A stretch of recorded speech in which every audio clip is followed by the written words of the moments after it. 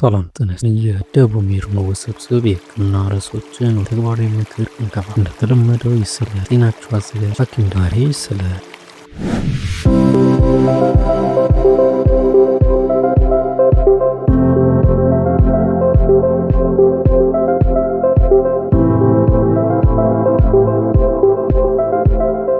ሽንት ቧንቧ ኢንፌክሽን ወይም ዩቲአይ መንስኤዎች፣ ምልክቶች፣ የህክምናና መከላከያ መንገዶችን አብረን እናያለን። ሽንት ቶሎ መሽናት ወይም ደግሞ ሽንት በጣም ቶሎ መምጣት፣ ሲሸኑ ማቃጠል፣ እንዲሁም ደግሞ ሲሸኑ ማስማት ምልክት አለበት። በሽንት ኢንፌክሽን በዓለማችን ላይ ብዙዎች የሚሰቃዩ ሰዎች አሉ። እርሱም ከነዚህ ውስጥ አንዱ ሊሆን ይችላል። የዩቲአይ ጉዳይ የሴቶች ብቻ ዩቲአይ ወንዶችን፣ ሴቶችንና ህጻናቶችን ሁላ ሊጎዳ ይችላል። በዚህ ቪዲዮ ከዩቲአይ በስተጀርባ ያለው ሳይንሳዊ ምክንያት፣ ምልክቶቹንና አዳዲስ የምርምር ውጤቶችን አብረን እዚህ ውስጥ ከምናያቸው ጉዳዮች ውስጥ ዩቲአይ የተለመዱ መንስኤዎች፣ ፓቶፊዚዮሎጂ እና ባክቴሪያ እንዴት ወደ ፊኛ ከሆዳችን ወደኛ እንዴት ማይግሬት ለሚያደርግ ምልክቶቹ፣ እንዲሁም ደግሞ የሚሰሩ ዘመናዊ ህክምናና እንዲሁም ደግሞ በቤት ውስጥ እንዴት መከላከል እንደምንችል እናያለን። ለሴቶችና ለወንዶች ለልጆች የመከላከያ ምክሮችን አብረን ይከተሉን። ከሁሉ እንደተለመደው ቻናላችን ደቡብ ሜድን ሰብስክራይብ በማድረግ ይጀምሩ እንላለን። ክፍል አንድ ላይ ክፍል ከፋፍለን ስናይ ዩቲአይ ምንድን ነው ከሚለውን ጀምር። እንግዲህ የሽንት ትቦ ኢንፌክሽን ወይም ደግሞ ዩቲአይ የሽንት ስርዓታችን ክል ከሚጎዱ ውስጥ አንዱ ነው። ይህም ኩላሊትን፣ ፊኛን፣ ዩሬትራ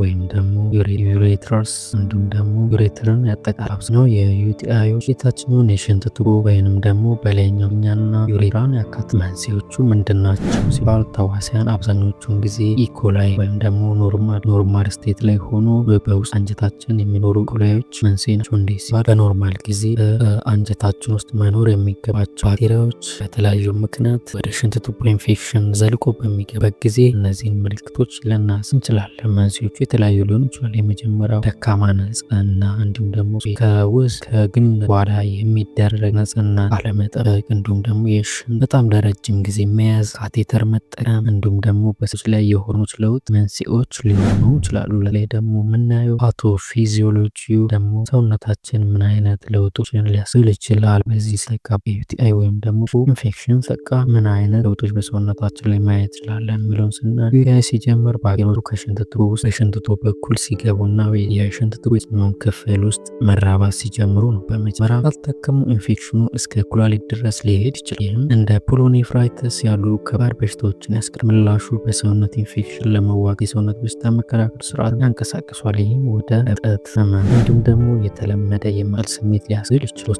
ሶስት ላይ ደግሞ የምናየው ምልክቶች ምን ይመስላሉ የሚለው እና በተለይ በሴቶችና በአረጋውያን ላይ ምን አይነት ምልክቶችን ሊል ይችላል ሲባል የመጀመሪያው ሽንት ጊዜ የማቃጠል ወይም ደግሞ የህመም ስሜት፣ በሁለተኝነት ደረጃ ደግሞ ምንም እንኳ ትንሽ ይመስልን ትንሽ ጊዜ ግን ብዙ ጊዜ መሽናት ወይም ደግሞ የሽንት መንጠባጠብ እንዲሁም ደግሞ የማቃጠል ስሜት ይኖረዋል። በሶስተኝነት ደረጃ ደካማ ወይም ደግሞ ሽታ ያለው የሚመስል ሽንት ይኖር። እንዲሁም ደግሞ በአራተኝነት ደረጃ ውስጥ ያለ ደም ደግሞ በእንግሊዝኛው ሄማቹሪያ የሚባለው አይነት ሽንታችን ከደም ጋር የተቀላቀለ ወይም ደግሞ ቀይ ካሮት የበላ ሰው ሊመስል ይችላል። እንዲሁም ደግሞ የታችኛው ሆድ መከታቸው ያመናል ማለት ነው። ከእምብርታችን በታችም ደግሞ ትኩሳት ወይም ደግሞ ብርድ ማለት ይኖረዋል። ብርድ አለ ወይም ደግሞ ትኩሳት አንድ ላይ ቀላቅሎ መጣ ማለት ወደ ኩላሊት የገባ ነው ማለት ነው። ኢንፌክሽን ማሳሰቢያ ለጨቅላ ህጻናት ወይም ደግሞ አዛውንቶች ላይ ምልክቶቹ ሲወር ሊሆኑ ይችላል። እንደ ትኩሳት፣ ግራ መጋባት ወይም ደግሞ መበሳጨት ሊያሳዩ ይችላሉ። ምክንያቱም ልጆች አፍ አውጥተው መናገር ስለማይችሉ መበሳጨት፣ ትኩሳትና ግራ መጋባት አይነት ምልክቶችን ያሳያሉ ማለት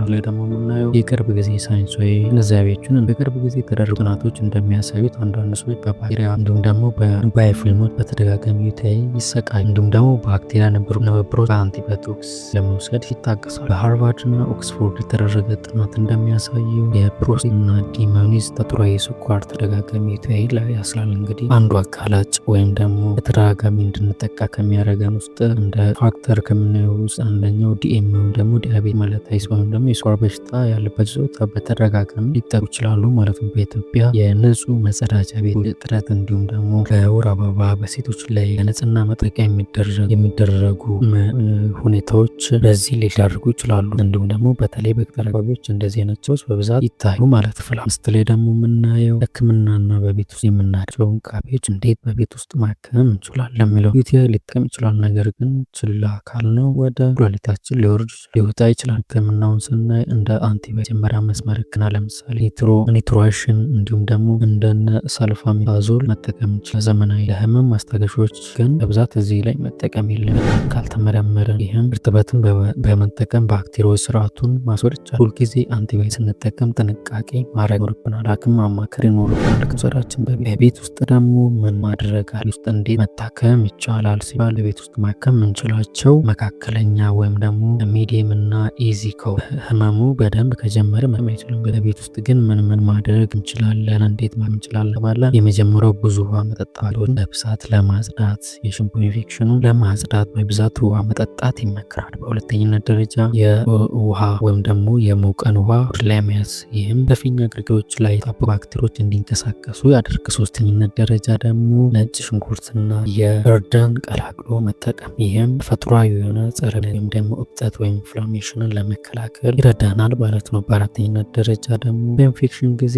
ካፊን ቅመም የበዛባቸው ነገሮችን መጠቀም መቀነስ፣ እንዲሁም ደግሞ አልኮል ማጨስ ማስወገድ ይኖርናል ማለት ነው። እንዲሁም ክፍል 6 ላይ አደጋ መንስኤው አጋላጭ ምክንያቶች ምን ይሆናሉ ሲባል አጋላጭ ምክንያቶች አንደኛው ሴት ሲሆን ዩሬትራው አጭር ስለሆነ ተጋላጭነቱ ይጨምራል። ስለዚህ በሴቶች ላይ በብዛት ያያል ማለት ነው። እንዲሁም ደግሞ የስኳር ህመምተኞች ላይ በጣም በከፍተኛ ደረጃ ሊታይ ይችላል።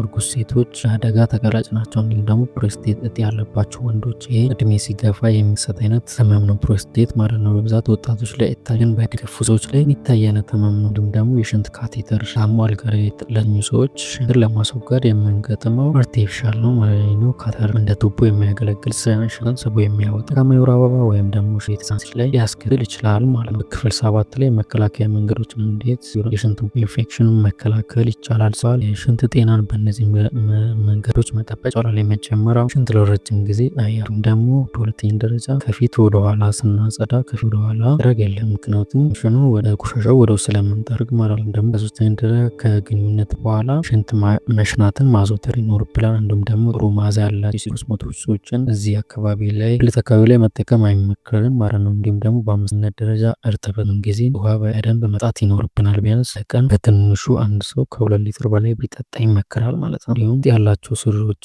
አየር የሚያስገቡ ሱሪዎች ብንለብስ ይመከራል። ሴቶች እንግዲህ ዩቲአይን ለመከላከል ቀደም ብሎ እርምጃ መውሰድ ይኖርብናል። ንጹህ በደንብ ውሃ ይጠጡ። ውስብስብ ነገሮች ለማስወገድ ይረዳል።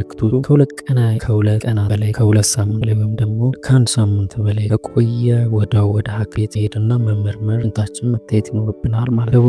እናመሰግናለን።